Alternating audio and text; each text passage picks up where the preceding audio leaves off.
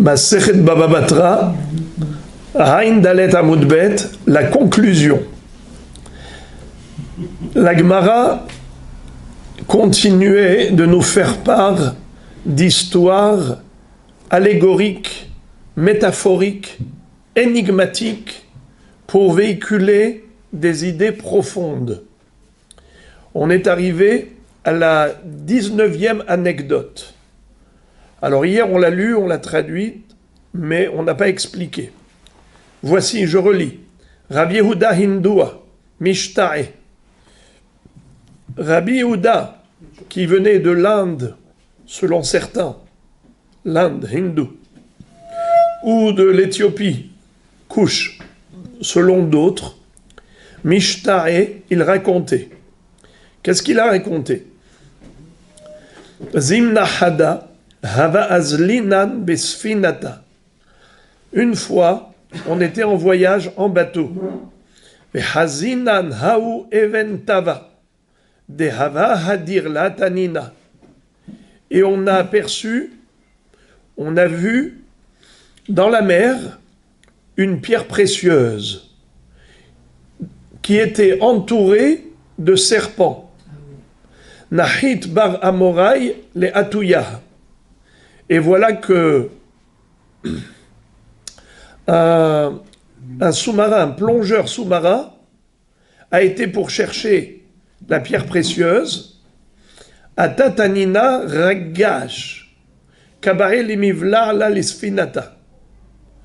Le serpent qui était à côté de la pierre précieuse s'est mis en colère et il a voulu avaler le bateau. Heureusement, qu'est-ce qui s'est passé? Ata pishkansa paskel reché. Il y a eu la femelle du corbeau qui est venue, qui lui a coupé la tête. Itapichu maya ve'avudama. Carrément, l'eau a rougi du sang de ce serpent. Ata tanina havre. Voilà qu'arrive un autre tanin, un autre serpent. Qu'est-ce qu'il fait? Chaque lève et talieleve et haya. Il a pris la pierre précieuse et il a fait revivre avec cette pierre qu'il a posée sur le serpent qui est mort. Il a fait revivre. Il a ressuscité avec cette pierre précieuse.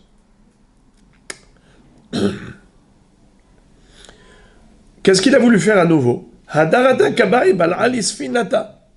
Ce tanin est venu encore une fois à l'attaque pour avaler et engloutir le bateau. Heureusement, qu'est-ce qui s'est passé une fois de plus? Hadar atat sipora parce qu'elle est réchée. Voilà que l'oiseau est revenu et lui a coupé une fois de plus la tête. Alors, qu'est-ce que le plongeur sous-marin a fait? Il a récupéré la pierre précieuse, il a jeté, il a lancé dans le bateau. Il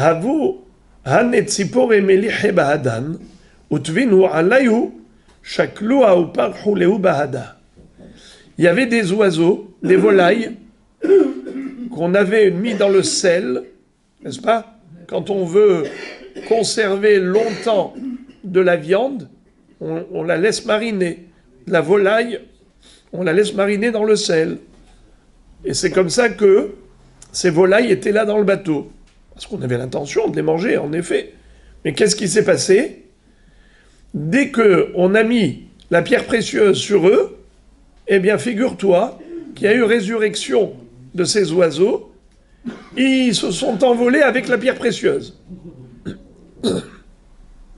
Ils ont pris la pierre précieuse, ils se sont envolés avec. Alors, vous avez compris que cette anecdote, c'est une métaphore. Qu'est-ce qu'elle vient illustrer comme idée, cette anecdote? Regardez la beauté de cette parabole. Vous en souvenez, le Gaon de Vilna avait expliqué le livre de Yona. Yona dans le bateau. Jonas. Eh bien, il disait que le bateau correspond au corps humain et Yona représente la Neshama. Ici, ce sera pareil. On a l'asfina, le bateau, c'est l'homme qui est dans la mer, c'est le olamazé. Le olamazé qui est éphémère, le olamazé où il y a des vagues parfois tumultueuses, un lieu d'épreuve, où il y a le Yetzer Hara, le serpent. Et la pierre précieuse, c'est la chose la plus précieuse que nous avons dans notre vie. C'est quoi? La neshama. Les végétaux, les animaux, les minéraux n'ont pas de neshama, de sechel. Qu'est-ce qu'a l'homme? Il a été créé à l'image de Dieu. Qu'est-ce que dit Rashi? Qu'est-ce que ça veut dire Betsalmenu, Kidmotenu? Les havin ou les haskil, le sechel. Le sechel, c'est la neshama. C'est une étincelle divine. C'est comme ça que l'homme peut réussir sa vie si il laisse sa neshama dominer le corps et l'aiguiller dans ce monde, lui donner les directives et le diriger dans le droit chemin. Mais il y a les serpents. Vous avez vu les deux serpents ici. Le premier qui entourait la pierre précieuse, c'est le Yetzer Hara qui vient pour inciter l'homme à toutes sortes de ta'avot. Mais il existe deux serpents, deux incitations, deux sortes de tentations. Il y a le Yetzer Hara qui est celui tout simplement des plaisirs charnels. Et il y a le Yetzer Hara de l'égoïsme, l'égocentrisme. Et l'un renforce l'autre. Parce que vous pouvez avoir un homme qui est âgé, qui n'a plus forcément d'attirance physique, il n'est plus animé par toutes ces pulsions de plaisir charnel, mais tout de même, il est égoïste. Il ne pense qu'à lui-même. Et en effet, cet égocentrisme-là, c'est un Yetzer Hara qui fait oublier à l'homme l'essentiel dans la vie, de servir à Kadosh Baruch Hu. Alors, lorsque le serpent était autour de la pierre précieuse, c'est-à-dire le Yetzer Hara autour de la neshama de l'homme, qu'est-ce qui vient? Il vient avec toutes sortes de tentations. Mais arrive la femelle du corbeau, et elle lui coupe la tête.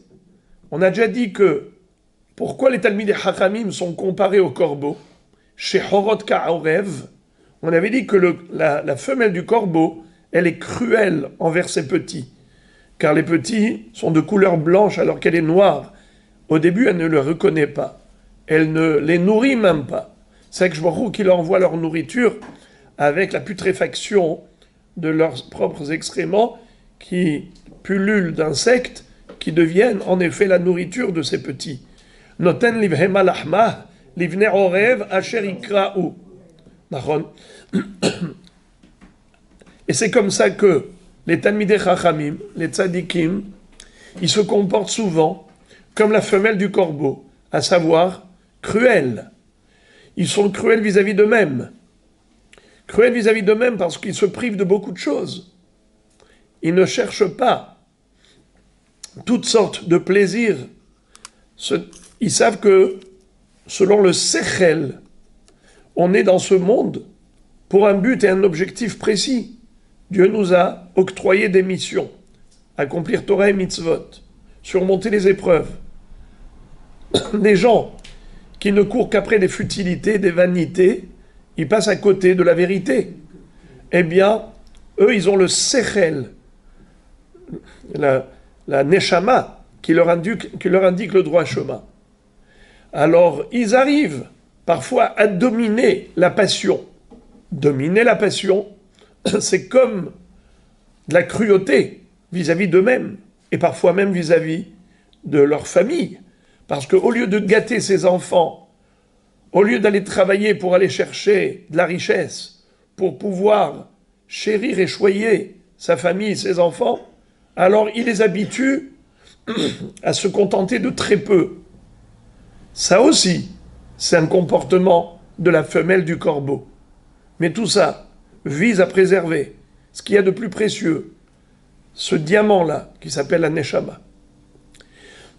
Alors, c'est vrai que, voilà, il a réussi à couper la tête de ce premier serpent, qui est juste la recherche de plaisir charnel.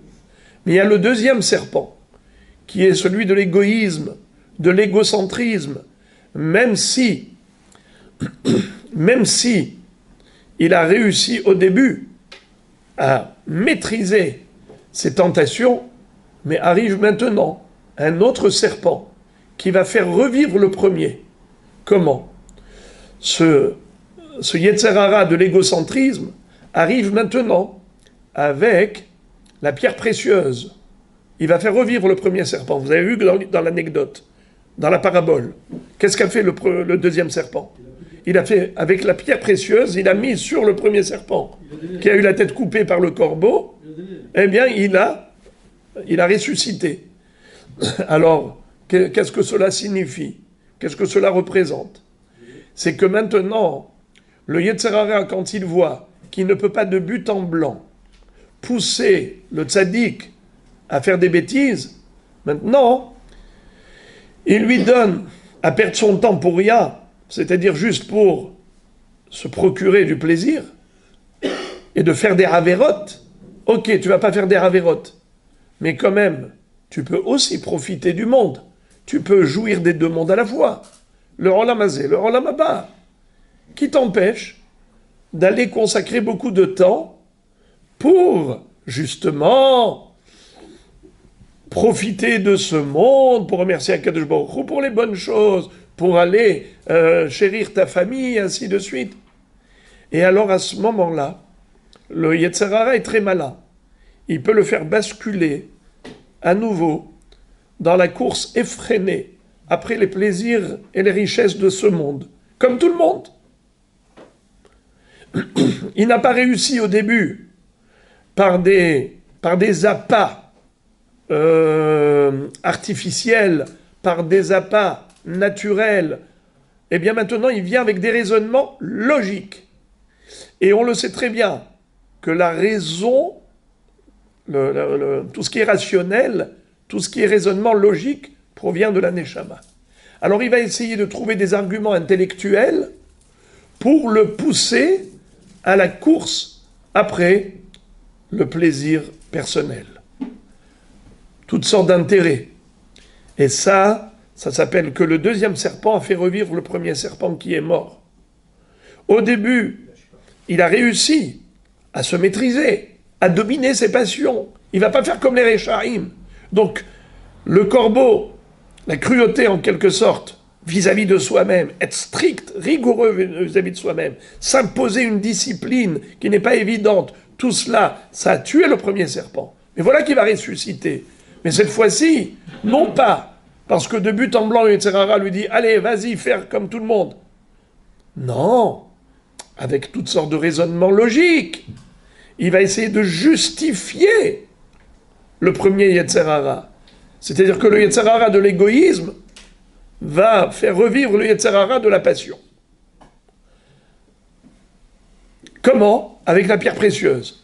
C'est-à-dire quoi la pierre précieuse ? C'est la Neshama, c'est le Sechel, avec des arguments intellectuels. Qu'est-ce qui s'est passé ? Là, à nouveau, l'oiseau est revenu, le corbeau, la femelle du corbeau est revenue, il lui a coupé la tête à nouveau. Et il n'a pas réussi à engloutir le bateau, comme il voulait avaler le bateau. C'était qui le bateau, on a dit ? C'est l'homme. L'homme qui navigue dans la mer. L'homme qui se trouve dans ce monde, qui est un monde comme la mer qui est éphémère. C'est un lieu de passage, personne ne reste dans la mer pour y vivre. On n'est dans la mer que pour aller d'un endroit à l'autre. Donc pour arriver au Olam Haba, il y a un point de départ, il y a un point d'arrivée. Veyom hamavet, miyom ivaldo. Tov shem ishemen tov, veyom hamavet, miyom ivaledo. Le jour de la mort, elle commence depuis la naissance. C'est-à-dire que la naissance, c'est le point de départ, la mort, c'est le point d'arrivée dans ce monde pour passer à l'autre monde, comme c'est un lieu de passage. Eh bien, depuis quand on est à destination ?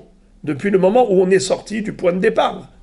Car on quitte le point de départ pour arriver au point d'arrivée, pour arriver à destination. Alors, tu es dans un parcours, et le parcours, il commence depuis la naissance. Depuis la première seconde, on passe à la deuxième seconde, à la deuxième minute, à la deuxième heure, au deuxième jour, deuxième année, jusqu'à 70 ans, 80 ans, et ça ne s'arrête jamais, on est toujours dans la mer en train d'avancer. Il peut y avoir des vagues qui peuvent, chasvé shalom, noyer le bateau, c'est-à-dire le Yetzer Hara qui peut noyer l'homme dans les plaisirs de ce monde ou à cause des épreuves dans ce monde. Ce sont les vagues tumultueuses. Eh bien, en effet, qu'est-ce qui s'est passé? Le plongeur sous-marin, il va plonger pour aller sauver la pierre précieuse des serpents. Il a réussi. Et il a pris la pierre précieuse, et quand il a jeté dans le bateau, et que c'est tombé sur les volailles qui étaient déjà salées, voilà que la pierre précieuse a ressuscité les oiseaux, et ils ont pris la pierre précieuse, ils se sont envolés avec. Fin de l'histoire. Qu'est-ce que cela signifie? En fait, il y a en nous des forces extraordinaires, des forces insoupçonnées, ces forces spirituelles qui sont enfouies en nous. Pourquoi on n'en est même pas conscient? Comme il est écrit à propos de la lumière que Moshe Rabbeinu rayonnait, reflétait. Vous savez que Moshe Rabbeinu, quand il est revenu, après la faute du veau d'or, il a passé dans le ciel 40 jours et 40 nuits, encore 40 jours et 40 nuits, quand il est revenu, Israël avait peur de lui. Pourquoi? Parce que il avait un visage qui rayonnait comme des faisceaux de lumière qui se dégageaient de son visage. Mais lui-même n'était pas au courant. Velo yadar Moshe kikaran or panav. Alors quand on lui a dit, il a mis un voile pour un masvé. Pourquoi? Parce que les gens avaient peur. Ils retiraient le masvé que quand ils rentraient dans la tente pour parler avec Hachem. C'est exactement pareil. Chaque personne ne sait pas combien de lumière elle incarne. Elle n'est pas consciente de ses korotes.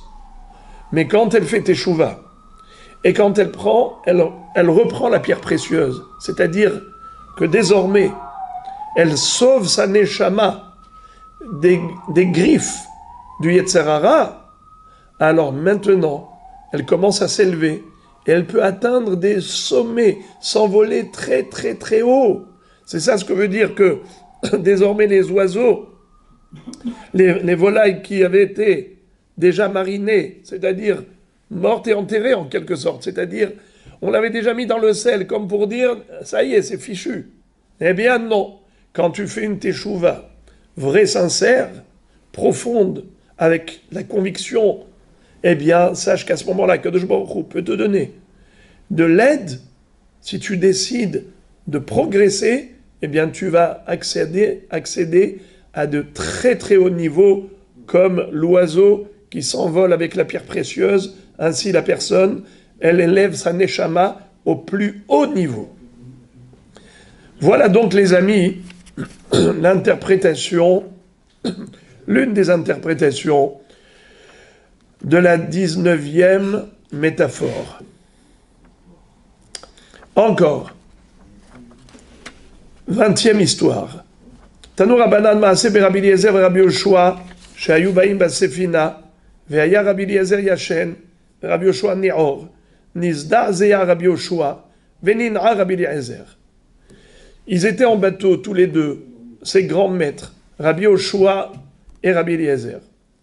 Rabbi Eliezer s'est endormi, Rabbi Yoshua était réveillé. À un moment donné, il a tremblé de tous ses membres. Et ce tremblement a réveillé Rabbi Eliezer qui était à côté de lui. Venina Rabbi Eliezer, Amarlo, Maze Yoshua, Mipnema Nizda'za'ata. Pourquoi tu as tremblé comme ça? Amarlo, Ma'or Gadol Raiti Bayam. J'ai vu une grande lumière dans la mer. Et pourquoi il a eu peur?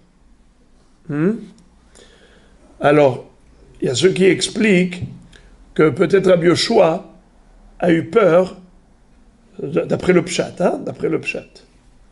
c'est qu'il y a une vague, il y a des vagues qui montent très haut et qui peuvent noyer les bateaux, et au sommet de la vague, il y a de la mousse, de l'écume. Cette écume qui est de couleur blanche, est claire et lumineuse. Alors il a eu très peur d'être noyé avec cette vague. Mais Rabbi Eliezer l'a rassuré en lui disant, lui a dit, pourquoi tu as eu peur? Peut-être que ce que tu as vu, Shema Enav chez Livyatan Raïta, peut-être tu as vu les yeux du Livyatan, dirtiv Enav Ke'af Ape Shahar. En effet, les yeux du Livyatan, c'est comme les rayons lumineux de l'aurore. Lorsque le jour se lève, nous avons à l'est, à l'horizon, déjà les rayons du soleil qui montent à l'est, qui pointent à l'horizon, et ça éclaire en effet le ciel. Alors, les yeux du Livyatan sont lumineux et comparés à la lumière de l'aurore, de l'aube. Alors, Av'apé Shachar, Enav qui Av'apé Shachar. Et en effet, nous dit le Raphaël Kanievski Zatzal que lorsque Yona se trouvait à l'intérieur du poisson, il a vu tout ce qui se passait dans le monde. Comment? Parce que quand il était dans le ventre du Livyatan, c'est-à-dire dans le ventre de ce poisson, c'était comme un sous-marin et qui éclairait avec ses faisceaux lumineux tout ce qui se passe à l'intérieur de la mer. À plus forte raison, le Livyatan. Bon. C'est quoi le remez? Ça, c'est le pshat. Mais c'est quoi le remez? En fait, Rabbi Eliezer et Rabbi Yoshua. Rabbi Yoshua, différemment de Rabbi Eliezer, qui lui était entièrement plongé dans l'étude de la Torah, Rabbi Eliezer, c'était que l'étude. Rabbi Yoshua, il sortait du Beth Midrash pour aller faire face à des forces négatives, à savoir les philosophes d'Athènes, par exemple, les Hachamim d'Alexandrie, par exemple. La Gemara nous cite dans ma Sechet Bechorot, dans ma Sechet Nida, des débats et des colloques qui avaient lieu lorsque l'empereur faisait appel à Rabbi Yoshua pour être le représentant de la communauté juive, pour aller débattre avec tous ces gens athées, avec ces philosophes, ces idolâtres. Et lui, Rabbi Yoshua, devait faire face à tout cela, à tel point qu'avant sa mort, ses élèves lui ont dit, Rabbi Yoshua, maintenant, toi, tu étais celui qui allait pour des bras de fer avec tous ces Rechaim. Comment aujourd'hui on va se débrouiller? On n'a pas un homme hacham comme toi. Il leur a dit, il leur a cité le pasouk, Avda etza mi banim nisreha chochmatam. Lorsque les enfants n'ont plus de moyens intellectuels pour pouvoir faire face à tous ces gens hostiles, Akadosh Baruch Hu va leur retirer la chokhma aussi à eux. C'est-à-dire que Dieu a créé dans le monde une équivalence, un équilibre entre les forces positives et les forces négatives. S'il n'y a plus de forces positives, eh bien même les forces négatives baissent. D'ailleurs, vous voyez, aujourd'hui par exemple, il n'y a plus de tentation de Avodah Zarah. Cette tendance fâcheuse qui existait à l'époque des prophètes, n'est-ce pas? Il y avait un Yetzer Hara de Avodah Zarah qui était terrible. Vous connaissez l'histoire de Rav Ashi qui s'était moqué du roi Ménaché en disant demain on va étudier le sujet de notre copain Ménaché Havrin. Ménaché qui était un grand idolâtre. Il est venu dans le rêve, il a posé des questions de halakha à Rav Ashi, il n'a pas su répondre. Il lui a dit, tu m'appelles ton copain? Tu crois que tu es de mon niveau? Il lui a dit, alors comment vous avez pu faire Avodah Zarah? Il lui a dit, si tu étais à mon époque, tu aurais soulevé les pans de ton manteau pour courir après moi pour la Avodah Zarah. On avait un Yetzer Hara terrible, jusqu'au jour où les Anshe Knesset Agdola, les sages de la grande assemblée, ont adressé à Kadosh Baruch Hu une prière en se réunissant, ils ont jeûné et ils ont prié, Akadosh Baruch Hu a exaucé leur prière, ils ont annulé le Yetzer Hara, le penchant de Avodah Zara. Ils ont dit, il est trop fort, il est irrésistible.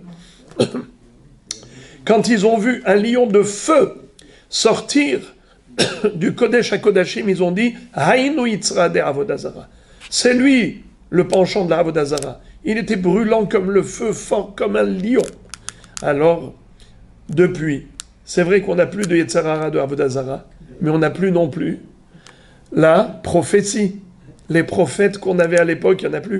Ils fabriquaient des statues et commençaient à les servir. Omrim Laet, Aviata Vela Even Atielit Tani, une statue de pierre, de fer, de bois, il enlaçait mon père, ma mère.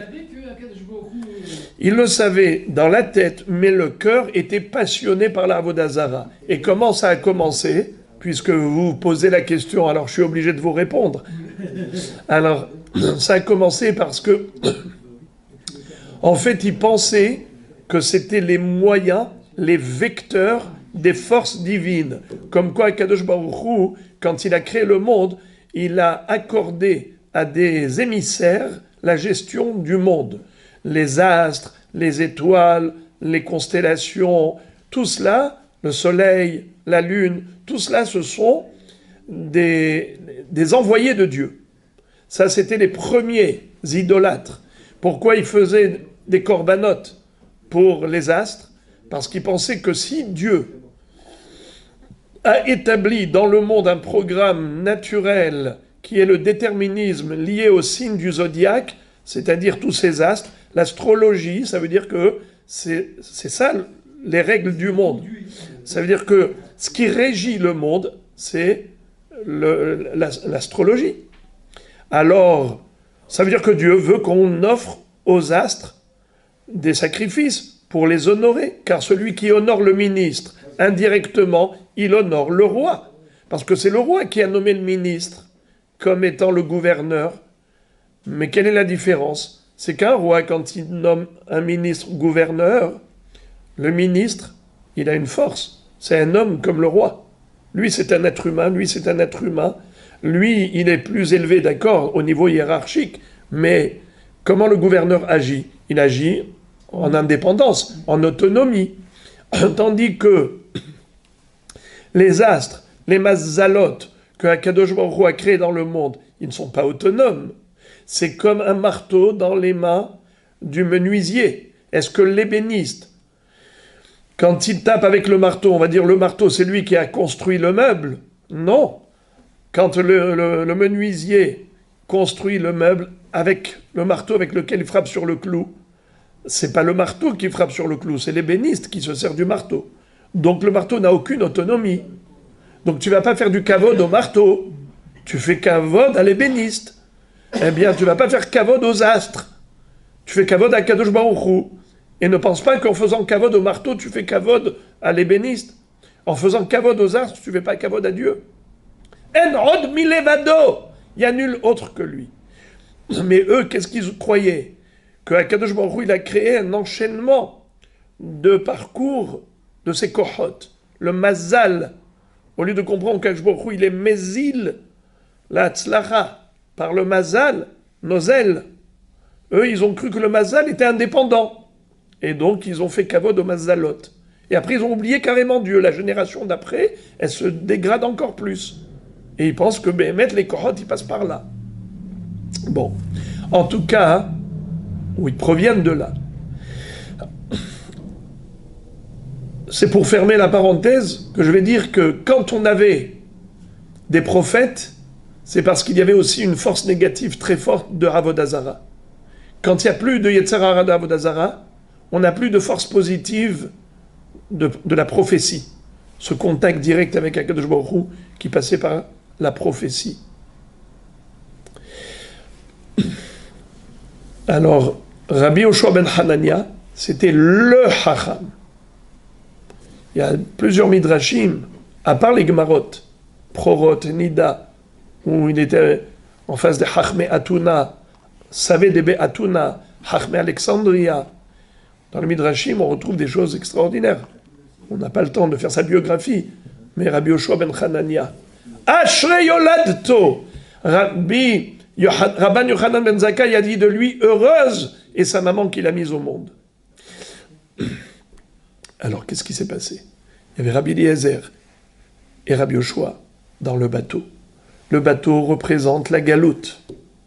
Israël dans la mer. Israël depuis la destruction du Beth Amikdash. Vous voyez, Rabbi Yoshua ben Hanania était l'élève de Rabban Yochanan ben Zakkai, contemporain de la destruction du temple, début de la galoute d'Israël. Depuis près de 2 millénaires, nous, aujourd'hui, on est encore dans cette galoute depuis cette époque. Mais qu'est-ce qu'il a vu? Rabbi Eliezer, lui, n'a pas prêté attention au risque de la galoute, parce que lui, personnellement, il était dans un niveau de limud Torah qui était extrême. Après la destruction du temple, qu'est-ce qui nous protège? C'est le Beth Midrash. Ce sont les lieux d'étude, les milieux de prière, les centres de Kedusha. Ça, c'est notre micro Beth Amikdash, pas macro, mini Beth Amikdash. Alors Rabbi Eliezer n'a pas peur, parce qu'il est dans la Torah, il baigne dans la Torah. Mais Rabbi Yoshua ben Hanania, lui, voit les dangers qui menacent la génération contemporaine, qui menacent l'avenir d'Israël, le devenir de ce peuple. Cette galoute, ce bateau qui est dans la mer, avec toutes sortes d'épreuves, et là il voit une lumière qui le fait trembler. Une lumière qui le fait trembler. C'est quoi ça? Et lui dit Rabbi Eliezer, c'est certainement les yeux du Léviathan.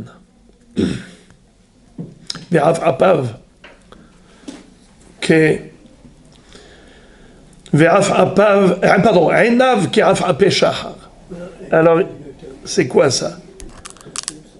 Pour ceux qui étaient là, ce Shabbat matin, j'ai rappelé la prière de Yaakov Avinu. Quand il a vu Esav, il a eu très peur. Peur de quoi? Hatzilenina miyadahi, miyada Esav. J'ai peur de la main de mon frère, de la main de Esav. Mais il n'avait qu'un seul frère. Esav, pourquoi il a besoin de se répéter? C'est un pléonasme. Pourquoi cette redondance? Eh bien, c'est, nous dit le Zohar, parce qu'il faut être précis dans sa prière.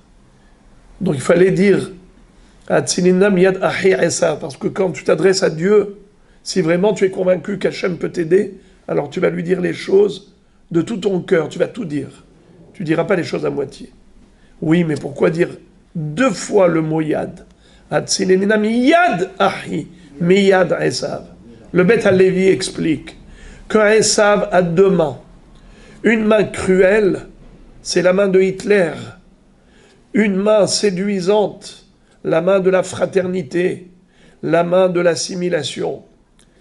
Lorsque Yaakov Avinu a peur de Esav, il a peur de ses 2 mains. Il a peur que Esav, qui vient avec ses 400 hommes armés jusqu'aux dents, c'est pour l'anéantir physiquement, lui et sa famille. Protège-moi. Mais une fois protégé physiquement, il y a un deuxième danger. C'est le côtoiement de Esav. C'est la proximité avec tonton Esav. Qu'est-ce que les enfants de Yaakov Avinu vont déduire et comprendre? Ah, mais il est trop sympa, tonton Esav. Il nous offre des cadeaux, des bonbons. La proximité avec les goïms qui nous offrent des prix Nobel et qui nous considèrent comme étant le peuple élu, le peuple intelligent, qui apporte, qui a tellement offert au monde d'évolution, de progrès, car le cerveau juif a sa réputation, il est de renommée mondiale. Les rois prenaient comme conseiller des juifs. Ils savaient très bien que quand on confie la gestion à un juif, eh bien tu peux être tranquille. Le roi, il peut aller dormir tranquille, il sait que la gestion, elle est entre de bonnes mains.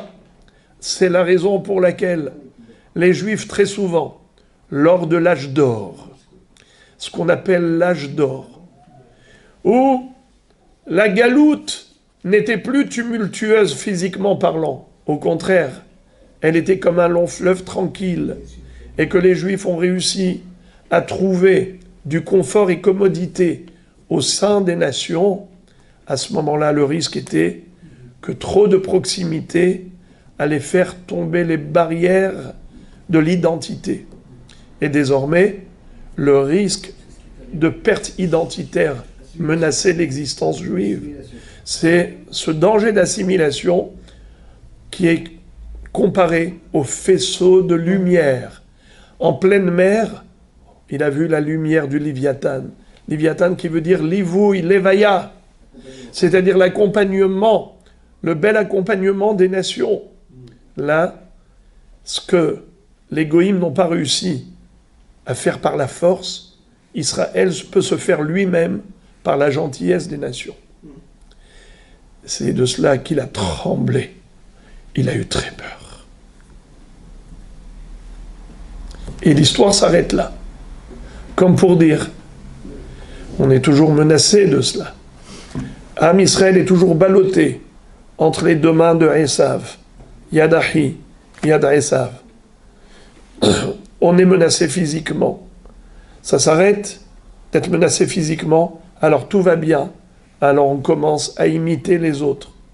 Notre mentalité commence à être métamorphosée, dénaturée, pour être remplacée par la mentalité du monde environnant. Comme si on n'a pas reçu de Torah. Comme si nous, le peuple élu, on n'a pas eu ce privilège de recevoir la lumière divine par le don de la Torah au pied du mont Sinaï. Il y a plus de 3 millénaires. On oublie notre passé pour se laisser noyer dans le présent et perdre Chas v'Shalom le futur. C'est de cela qu'a tremblé Rabbi Yoshua. Lui, contemporain de cette époque, du début de la galoute, il a très peur de la finalité de la galoute. Mais si on peut ainsi dire, j'ai envie de rassurer Rabbi Yoshua ben Hanania et lui dire, Rabbi Yoshua ben Hanania, tu avais raison d'avoir peur, mais viens voir aujourd'hui. Combien de yeshivot, combien de d'afayomi, combien de gens qui viennent dans les synagogues. Il y a 600 synagogues à Natania, les amis. Baruch Hashem. Rien qu'ici. Alors imaginez-vous, dans tout Eretz Israël, et partout dans les 4 coins du monde, le judaïsme, Baruch Hashem, bat son plein. Alors c'est vrai qu'il y a beaucoup de gens qui ont été happés par la main séduisante de Esav. C'est vrai. Mais Baruch Hashem, il y en a encore qui sont attachés à Kadosh Baruch Hu, fidèles à ses préceptes. Donc, Rabbi Yoshua ben Hanania peut être rassuré. Amar Rav Ashi, Amar Liuna bar Natan, Zimna Hadava Kazlinan ben Midbara ve'avatma de Bisra bahadan, Patachna ve'nakrina.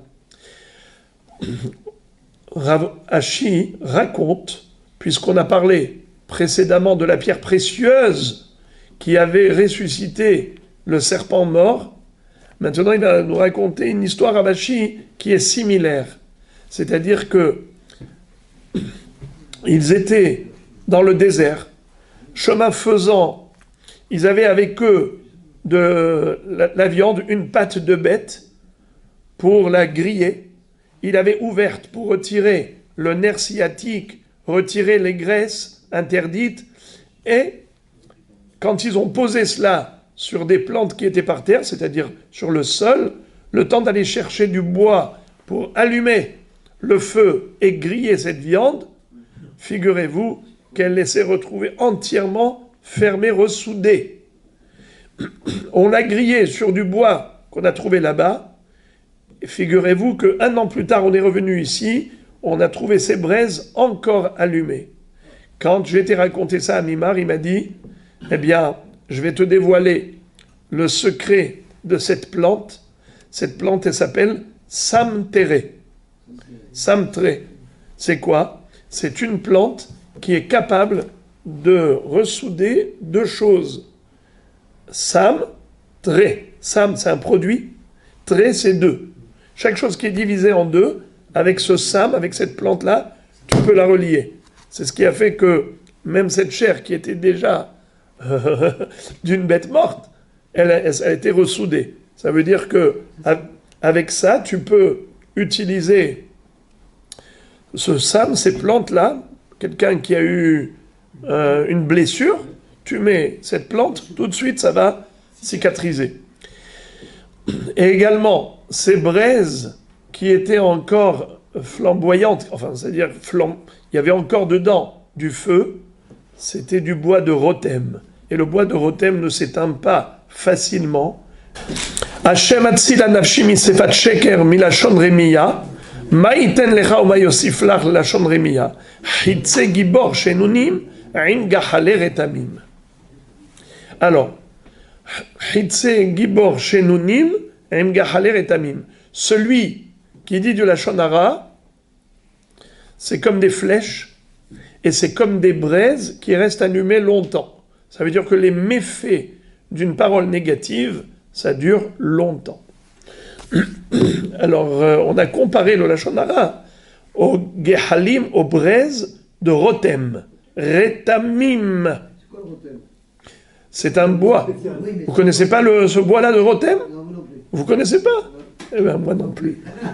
Puisqu'on a parlé du Léviathan, la Gemara va s'étendre à son sujet. Et on va voir que l'histoire du Léviathan, ça dépasse l'entendement.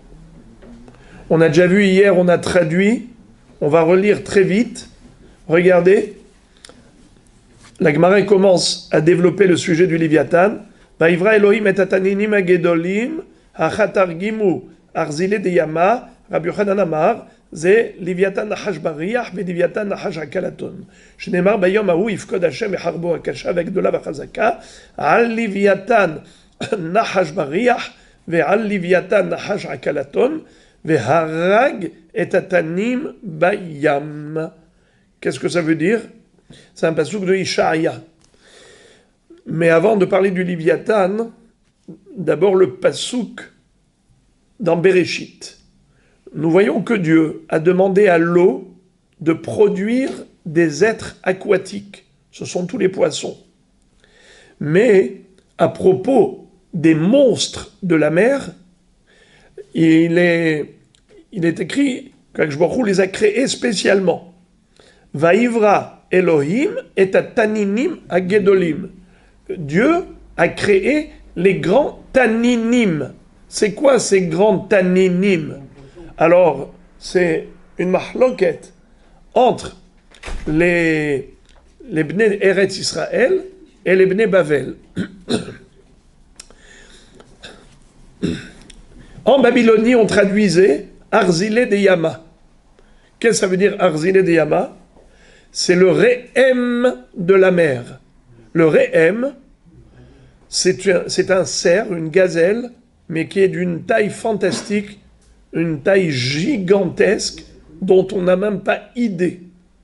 Nahon, ce Rehem-là, c'est de lui qu'il s'agit, que Akadosh Baruch Hu a créé les grands taninim. Mais ça, évidemment, ce n'est pas un cerf qui vit sur terre, c'est un cerf qui vit dans la mer. Car nous avons déjà dit hier que de la même façon qu'il existe sur terre toutes sortes d'animaux, ainsi, il existe dans la mer toutes sortes d'êtres aquatiques qui sont les similaires, les pendants, l'équivalent. Sauf, il y a une seule bête qui existe sur terre qui n'existe pas dans la mer, c'est la taupe. C'est la qu'on appelle hulda. La hulda. Pourquoi? Parce qu'elle est essentiellement, elle vit de la terre dans la terre. La taupe. Azinu kol yoshve haled. Haled, c'est la terre hulda. Alors, maintenant, puisque le Rehem, c'est un être gigantesque sur terre, quand on parle du tanin qui est dans la mer, c'est aussi un être gigantesque qui est dans la mer. Arzile de Yama. C'est le Rehem Shel Yam. Mais Rabbi Yochanan dit que non. C'est quoi ces taninim? Il s'agit du Léviathan mâle et Léviathan femelle, que Akadosh Baruch Hu avait créé pendant les Shechet Yemei Bereshit, et qui sont d'une taille, par exemple la femelle, elle fait le tour de tous les océans, ça veut dire c'est à l'échelle mondiale, à l'échelle planétaire, c'est quelque chose qui dépasse l'entendement, à tel point, ils sont grands, le mâle il est droit, comme il s'appelle Léviathan Nahash Bariah, il ressemble à un serpent qui est droit, raide, rigide, et l'autre, la femelle, elle est comme un serpent, Nahash Akalaton, qui se tord. Alors, la femelle, elle est Mekifa et Taolam.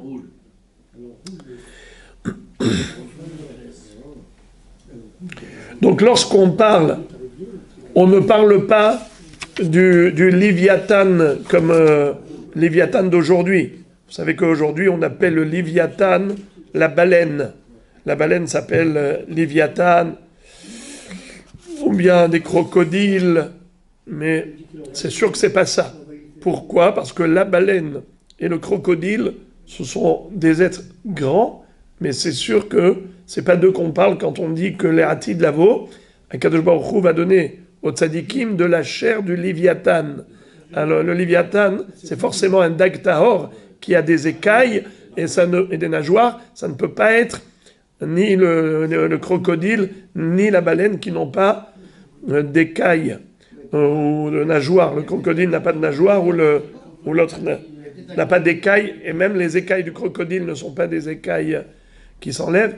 Bekitsour, le Léviathan mâle, le Léviathan femelle. On avait vu hier, on va le relire très vite, que Akadosh Baruch Hu a tué la femelle et il a refroidi, il a rendu stérile le mâle pour pas qu'ils aient des petits. Pour pas qu'ils aient des petits, parce que ça, s'ils pullulent dans cette taille-là, chlet pour la mer et pour le monde.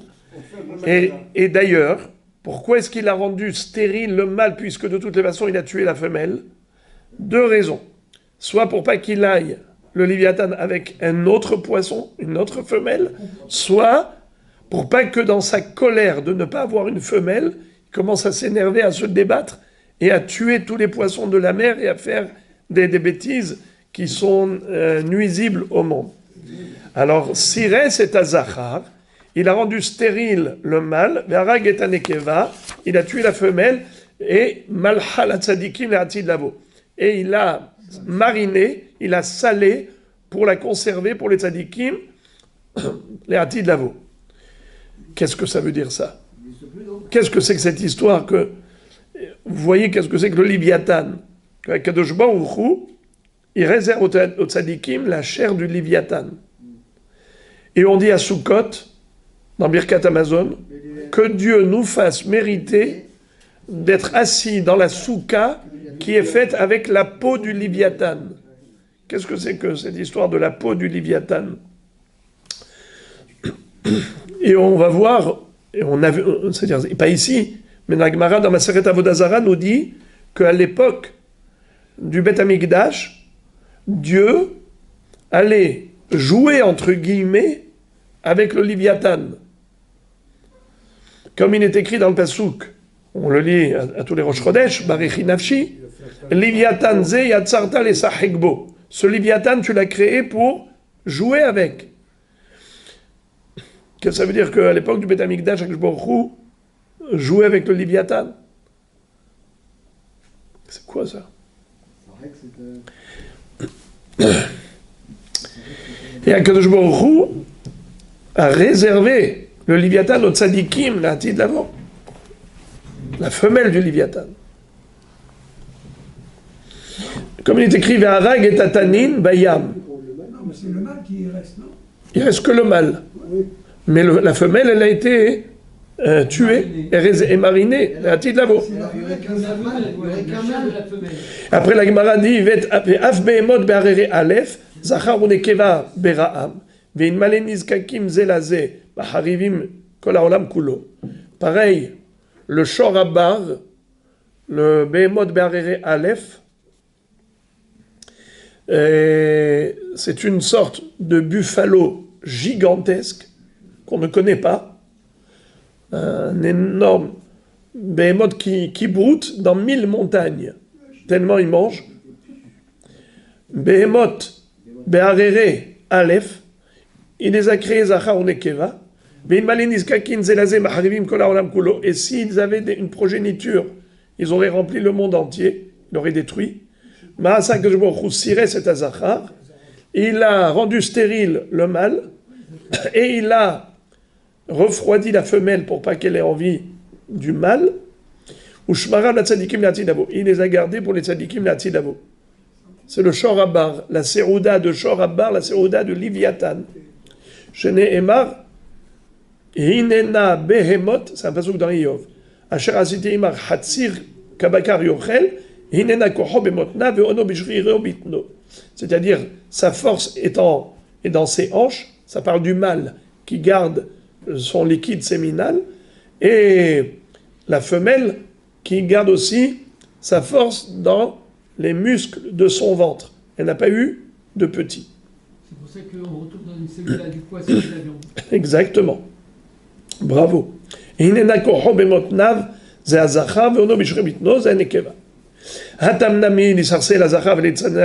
la Gemara pose une question, elle dit, pourquoi cette différence de traitement entre le Liviatan et le shor habar, le Bahamot?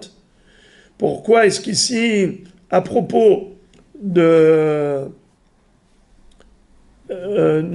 comment il s'appelle, de Liviatan, pourquoi on a tué la femelle? On aurait dû laisser vivre la femelle. Comme Akadosh Baruch Hu, il a refroidi la femelle du shor habar, et on aurait pu aussi refroidir la femelle du Liviatan. Pourquoi tuer la femelle?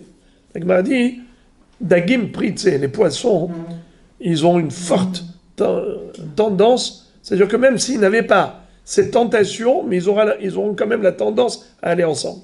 Mais l'Arvid y fera. Pourquoi Akadosh Baruch Hu n'a pas fait le contraire, c'est-à-dire de tuer le Zachar et de refroidir la Nekeva? Pourquoi il a tué la Nekeva et il a laissé vivre le Zachar? Et bien, première réponse, c'est que la femelle, quand elle est salée, elle est meilleure que le Zachar.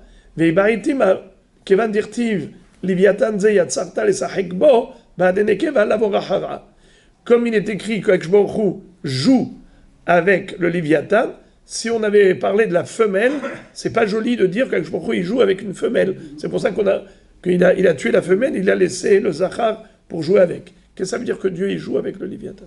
On va tout de suite expliquer. Bezrat Hashem.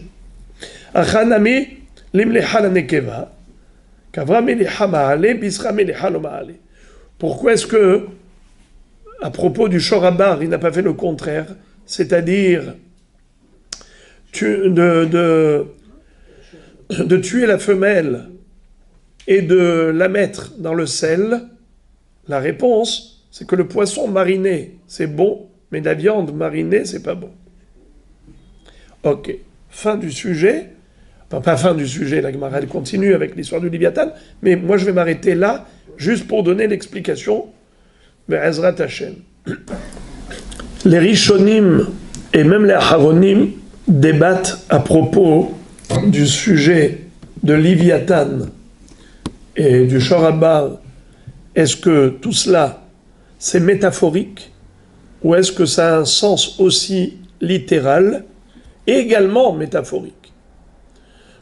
C'est-à-dire que parfois les Chachamim veulent véhiculer des idées au travers d'exemples de choses qui existent et qui représentent et qui peuvent servir de référence pour des éléments abstraits. Mais au moins grâce aux éléments concrets, on peut donner des paraboles qui correspondent à du concret, mais pour véhiculer des idées abstraites. Mais parfois, ce n'est que métaphorique. C'est une parabole. Ce n'est pas une histoire réelle. Ça ne correspond pas à du réel. Certains disent qu'à propos du Léviathan, il y a le réel, comme on dit En mikra yotse mide pshuto, un pasouk, il a d'abord son pshat, et ensuite le drash, le remez, le sod. Mais le Maharal de Prague dit à propos du Léviathan, ce n'est pas du tout, ça ne correspond pas à une réalité physique. Ce n'est que métaphorique. On parle que d'éléments métaphysiques. Alors, de quoi parle-t-on? Déjà, le mot Léviathan, ça vient du mot Levaya, l'évouille. Qu'est-ce que c'est que Levaya? C'est accompagnement. N'est-ce pas? Comme lorsque deux personnes vont ensemble, l'un accompagne l'autre. Ça s'appelle Levaya. Par exemple, Lévi s'appelle Lévi parce que Léa, quand elle a eu son troisième enfant, Reuven, Shimon, Lévi, elle a dit « Ata, il avait Elai Ishi, qui yalatilo shelosha banim » C'est-à-dire, quand j'ai un fils, je le tiens de la main droite. J'ai un deuxième fils, je le tiens de la main gauche. Mais quand j'ai un troisième enfant, comment je vais le tenir? Il n'y a que mon mari qui pourra le tenir. Donc il sera obligé de m'accompagner. Alors elle a appelé Lévi, parce qu'elle a dit « Ata, il avait Elaishi ». Mon mari va m'accompagner, a dit Léa, qui a la tilo chez Banim, car je lui ai donné naissance à 3 enfants. Comment je vais me débrouiller toute seule? Donc Yaakov qui va rejoindre Léa, c'est ce qu'on appelle l'Evaïa. Donc on a compris que la racine de Léviathan, c'est l'Evaïa. Dans le monde est constitué de 2 parties. La partie matérielle et la partie spirituelle. La matière et la forme. C'est-à-dire que Akadosh Baruch Hu a créé 2 mondes, les sphères célestes et les sphères terrestres, le corps et l'âme. Eh bien, tout le monde matériel, c'est pour répondre aux besoins du corps. La Torah, qui est céleste, qui est divine, c'est pour répondre aux besoins de l'âme. Quelle est la grandeur de l'être humain? Il y a par exemple des animaux, ils ne sont que matière. Et leur vie, c'est que terrestre, une vie matérielle. Ça, c'est les animaux. Les anges, ils ne sont que célestes. Leur vie n'est que dans le ciel, n'est que céleste. L'être humain est le seul doté de cette capacité de faire la levaya, de créer la jonction entre le ciel et la terre, entre le terrestre et le céleste. Car il est composé de corps et âme. Car il y a le gouf et la neshama. Maintenant, qu'est-ce qui fait la levaya? Qu'est-ce qui peut faire que la spiritualité puisse résider dans la matérialité? C'est la Torah. Avec la Torah, on peut en effet devenir angélique alors qu'on est terrestre. C'est une force extraordinaire que Akadosh Baruch Hu a donnée au Am Israël. Am Israël a reçu la Torah. Ce peuple-là a créé la jonction entre le ciel et la terre. Akadosh Baruch Hu, à l'époque du Beth Amikdash, il jouait avec le Léviathan. Ça veut dire quoi? Il avait le plaisir énorme de voir le Am Israël créer cette jonction que Dieu souhaitait voir dans l'existence. Car, nous dit le Midrash, Akadosh Baruch Hu, quand il a créé le monde, c'était pour faire résider sa Shekhinah sur terre. Aikar dirat Shekhinah batachtonim. La Shekhinah, la présence divine, Dieu a voulu qu'elle soit sur terre. Mais à cause des fautes de l'humanité, Dieu s'est éloigné du monde. C'est-à-dire, la Avera, la première, la faute originelle, c'est Adam Arishon qui mange du fruit interdit. Que se passe-t-il? Déconnexion. Il n'y a plus de l'évaïa. Il n'y a plus cette jonction entre la spiritualité et la matérialité. Désormais, Dieu va résider dans le premier ciel. Deuxième faute, Caïn qui tue Hevel. Alors, Baruch Hu s'éloigne davantage. Deuxième ciel. Troisième faute, la Avodah Zara à l'époque de Dor Enoch. Azuha likro beshem Hashem. On commence à fabriquer des statues des idoles. Dieu s'éloigne davantage. Troisième ciel. Ensuite, il y a la génération du Dor Amaboul. Alors là, c'est que la débauche, le gezel. Alors, Baruch Hu s'éloigne davantage.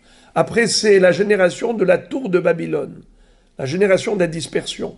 Dor Apalaga. Encore, Hachem s'éloigne. Après, on a le Dor de Sédom Va'amora. Sodome et Gomorre. Alors Hachem s'éloigne davantage. Et après, on a les Mitzriim à l'époque de Abraham Avinu. Le roi qui a pris Sarah. Heureusement qu'il n'a pas pu la toucher grâce à la protection divine. Mais on a 7 générations de fauteurs qui éloignent la Shekhinah, l'éloignent. Il n'y a plus de Kesher entre le monde divin, le monde céleste et le monde terrestre. Mais grâce à 7 tzadikim, Avraham, Yitzhak, Yaakov, Lévi, Kehat, Amram, Moshe Rabbeinu, ces 7 tzadikim, chacun rapproche la Shekhinah davantage, chacun d'un cran supplémentaire. Jusqu'à l'époque, et à l'époque de Moshe Rabbeinu, va Yered Hashem al Har Sinaï. Akadosh Baruch Hu descend sur le mont Sinaï. Là, c'est le retour à la case départ. Retour au projet initial de la création du monde. Sauf que ce n'est pas constant, ce n'est pas permanent. La présence divine sur le mont Sinaï, elle est provisoire. À quel moment Akadosh Baruch Hu va atteindre ce plaisir, la réalisation de son plan premier initial, résider sur terre, c'est le Beth Amikdash. Ve'asuli mikdash ve'shachanti betocham. Qui construisent pour moi un sanctuaire afin que je réside parmi eux. C'est là ce que veut dire la Gemara, que Akadosh Baruch Hu jouait avec le Léviathan. Léviathan zeyatzarta lesachek bo. Toi, Akadosh Baruch Hu, tu as créé cette réalité de la jonction entre le matériel et le spirituel. Et tu as obtenu cette satisfaction lorsque Am Israël est arrivé au monde. Avraham, Yitzhak et Yaakov jusqu'à Am Israël. Quand Am Israël a dit Naaseh v'nishma, ça y est, c'est faire la place à Dieu sur terre. Et Akadosh Baruch Hu, quelle satisfaction il avait quand le Beth Amikdash était là, que sa résidence physique était sur terre. L'incarnation de la spiritualité dans le monde de la matérialité. Enzekim bet Elohim veze sha'ar hashamaim. C'était là le point de jonction du ciel et de la terre. Après la destruction du temple, il y a eu cette déconnexion. Cette déconnexion. Hakadosh Baruch Hu promet que lorsque Mashiach viendra, il va donner à manger de la chair du Léviathan. Les tzadikim auront cette chair du Léviathan. C'est quoi ce Léviathan? La femelle, le mâle. Quelle est la différence entre le mâle et la femelle? La femelle, elle peut reproduire. Le mâle ne peut pas se reproduire. Le mâle, tout seul, il ne peut rien faire. La femelle, oui, mais la femelle, c'est elle qui donne naissance. La progéniture, elle ne sort pas du mâle. Oui, c'est grâce au mâle que la femelle, répétons, grâce au mâle, la femelle peut donner naissance. Mais on n'a jamais vu un mâle qui donne naissance. Le mâle, il fait en sorte que la femelle puisse donner naissance. Mais la progéniture, c'est le produit direct de la femelle. Vient du mal. Alors, maintenant, écoutez ça. Qu'est-ce que c'est que le Zachar et la Nekeva? La Torah a des secrets à l'infini. Puisque la Torah est un ouvrage divin, de la même façon que Hachem est Ensof Baruch Hu, La Torah également, elle est Ensof. Mais l'être humain sur terre, il a ses limites. Il est limité dans sa compréhension humaine. On a beau approfondir, développer, plonger dans la Torah, on ne pourra comprendre que ce qu'on arrive à comprendre. C'est très limité. Car nous ne sommes que des humains. Mais l'Eatid Lavo, quand Akadosh Baruch Hu, après la venue du Mashiach, va dévoiler au Am Israël, aux Tzadikim, les secrets profonds de la Torah, ce sera à l'infini. Une reproduction comme la femelle, qui reproduit. Car le Léviathan, cette Lévaïa, ce rapport entre le corps et l'âme, il n'y aura plus de contradiction entre le corps et l'âme. Aujourd'hui, le corps et l'âme, c'est ou le corps qui gagne ou l'âme qui gagne. Mais à ce moment-là, il n'y aura plus d'Yetzer Hara, il y aura un fusionnement total entre le monde matériel et le monde spirituel. On sera apte à recevoir la révélation divine des secrets infinis de la Torah. Ça s'appelle que Akadosh Baruch Hu réserve la chair de la femelle, car la femelle se reproduit, c'est-à-dire que les secrets, la lumière de la Torah à l'infini sera dévoilée. Aujourd'hui, on n'a que le mâle, le Léviathan Zachar, pas Nekeva, c'est-à-dire on est limité. C'est vrai que grâce à Dieu, malgré le Chorban Bet Hamikdash, c'est vrai que malheureusement, on n'a pas la femelle, on n'a pas le dévoilement, il n'y a pas la prophétie, il n'y a pas la révélation. Mais avec un travail acharné, laborieux, on peut quand même obtenir une grande compréhension de la Torah. Mais c'est limité comme le Zahar. Maintenant, à Sukkot, on dit Arahamanu Yezakenu, les chefs Besukat Oro chez Léviathan. Que Dieu nous fasse mériter d'être assis dans la Soukha qui est faite avec la peau du Léviathan. Pourquoi Sukkot? Sukkot, c'est le symbole emblématique de la fin des temps. C'est-à-dire, qu'est-ce qu'on fait dans la Soukha? On mange, on boit, on dort, on a des activités matérielles. Sukkot Teshvu Shivat Yamim, Hachamim nous disent Teshvu Ke'en Taduru. La dira dans la Soukha, c'est extraordinaire. C'est juste incroyable ce qui se passe dans la Soukha. On est à l'ombre d'Akadosh Baruch Hu, comme dit le Zohar HaKadosh, Betzila Dimhemnuta. Quand tu prends la valeur numérique de l'Ulav, la valeur numérique du nom d'Hachem dans l'écriture et la valeur numérique dans la lecture, tu obtiens Soukha. Soukha, Samer, Vav, Kaf, He. Quelles sont les lettres du milieu? Vav et Kaf. Vav c'est 6, Kaf c'est 20. 20 et 6, 26. Les lettres des extrémités de Soukha, Samer et He. Samer c'est 60. He, 5. 65. 65, c'est la Gemataria de la Adnout. Quand on dit Adoshem, Aleph et Dalet et Nun et Yud, en tout 65.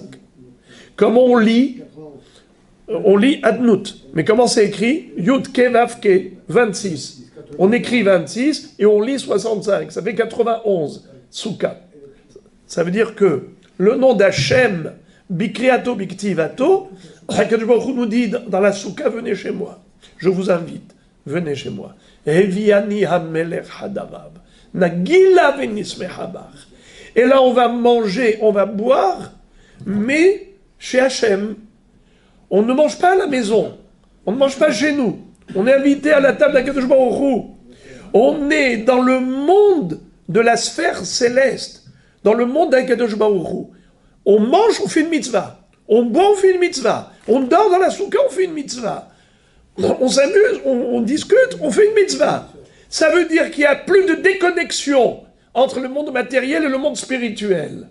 Donc, quand on a fait la mitzvah de soukha, on peut espérer et aspirer à ce monde angélique, ce monde extraordinaire que nous attendons vivre dans un monde pareil, où après la révélation divine à l'échelle universelle, où la connaissance de Dieu remplira l'univers comme l'eau remplit le lit de l'océan, où malle'a haaretz de'a et Hashem kamaim layam mechasim.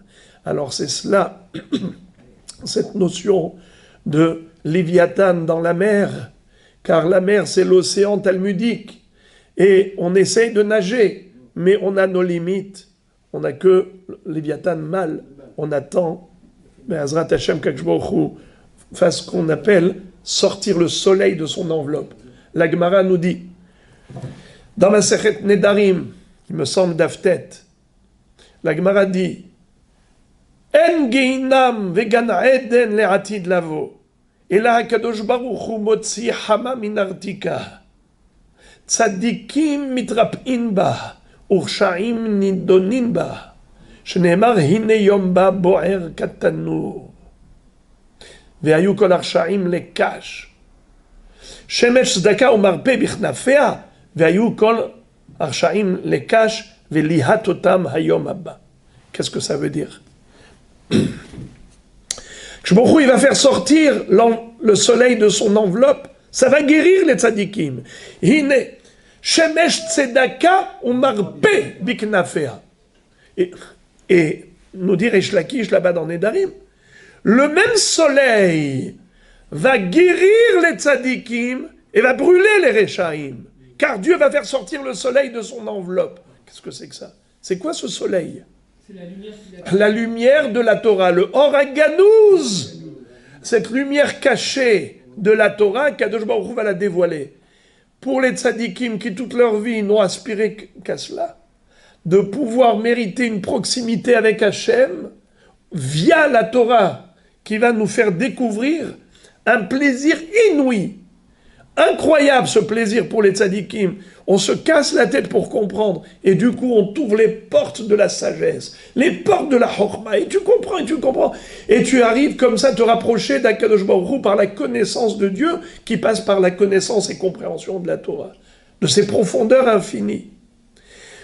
Mais les Rechaim, qui se sont mis des boules qui lorsqu'ils ont vécu dans ce monde, ils n'ont jamais voulu faire l'effort d'écouter Hachem, d'écouter la Torah, d'essayer de comprendre la parole divine. Ça ne les a jamais intéressés.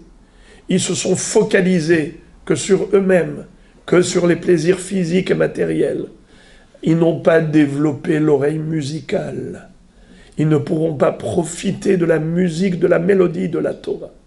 Ce sera une souffrance inouïe pour eux d'entendre des shiurim sans limite. C'est le Gehinam pour eux. Ce qui sera le paradis, ce qui sera le bonheur paradisiaque pour les tzadikim, sera l'enfer pour les Rechaim. Imaginez-vous les amis, vous êtes en train d'écouter un cours en chinois. D'accord? Vous ne comprenez pas un mot. Ça dure 1 heure. Ça dure 10 heures. Ça dure 100 heures. Tchou. Vous avez envie de vous tuer. Mais c'est quoi ça? J'en peux plus. Non, non, reste ici. S'imagine? Mais celui qui comprend la langue, il dit « Waouh, c'est super sympa, mais c'est extraordinaire. » Celui qui comprend la langue de la Torah, eh bien, quand Akadosh Baruch Hu révélera le secret de la Torah, il va se régaler. Mais celui qui n'a pas voulu apprendre la langue toraïque, eh bien, pour lui, ce sera très difficile.